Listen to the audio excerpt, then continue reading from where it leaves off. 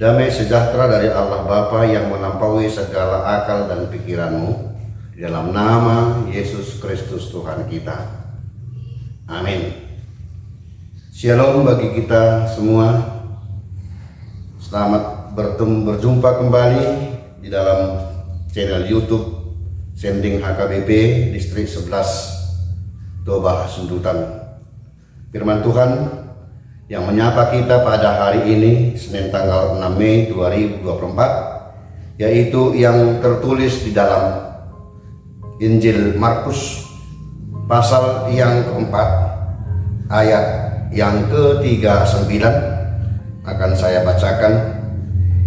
Ia pun bangun menghardik angin itu dan berkata kepada danau itu, "Diam, tenanglah." Lalu angin itu reda dan danau itu menjadi teduh sekali. Dalam bahasa Batak, dok sama non. Jadi hehe mai banu, onahata ma alugui di bahen didok ma tutawai sipho so. Jadi soma alugui jala menak situtu Ima sahatna. Saudara-saudara yang dikasihi oleh Tuhan, dalam perikop ini adalah Yesus mengajarkan beberapa perumpamaan tentang kerajaan Allah dan memperkenalkan dirinya sebagai utusan Allah. Dia memberikan tanda-tanda mujizat, menyembuhkan orang sakit dan melaksanakan apa yang dikehendaki oleh Allah agar para pendengar percaya bahwa dia adalah diutus oleh Allah. Pada ayat yang pendeta bacakan tadi, yaitu bagian yang ketiga, pasal 4 ayat 35 sampai kepada ayat 41, dalam perikop ini dibuat judulnya Angin Ribut Diredakan. Saudara-saudara yang dikasihi oleh Tuhan, pada kesempatan itu Yesus telah banyak mengajar perumpamaan-perumpamaan di Galilea. Dia berkata kepada muridnya pada hari berikutnya, "Ayo kita berangkat, marilah kita bertolak ke seberang danau sana, yaitu ke tempat Gadara ataupun Gerasa, kira-kira 15 km perjalanan." Pada waktu itu ditempuh dengan 8 jam lewat perahu yang kecil. Setelah mereka meninggalkan orang banyak itu, mereka bertolak bersama-sama para muridnya menaiki perahu, dan Yesus duduk pada perahu itu dan para murid ikut. Di tengah jalan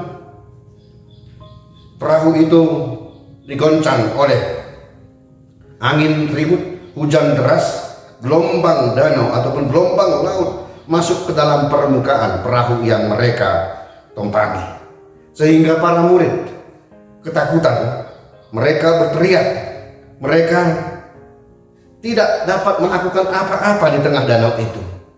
Namun pada waktu itu Yesus tidur nyenyak di bawah tempat perahu itu. Karena kegelisahan para murid itu, seolah-olah kematian telah mengancam mereka, maka mereka mengingat bahwa Yesus ada di tengah-tengah mereka. Seorang menghampiri Yesus dan berkata dan membangunkan Yesus. Yesus pun bangun. Itulah ayat yang saya bacakan tadi, ayat 39. Ia pun bangun menghardik angin itu dan berkata kepada danau itu, "Diam, tenanglah." Lalu angin itu bereda dan teduh sekali. Kegelisahan para murid itu mengatakan, terlihat dalam ayat sebelumnya, "Guru, engkau tidak peduli kepada kita binasa. Guru, kita telah binasa." Itulah perkataan para murid. Saudara-saudara yang dikasihi oleh Tuhan, dalam perjalanan kita banyak mengalami tantangan, hambatan. Bahkan pada waktu tantangan itu, hambatan itu, seolah-olah kita telah tidak dapat lagi melepaskan diri kita dari cengkraman itu. Tetapi jika kita bersama-sama dengan Yesus, jika kita berdoa kepada Yesus, pasti tantangan itu kita lewati dan kita sampai kepada tujuan. Demikianlah perjalanan para murid dengan Yesus di sini.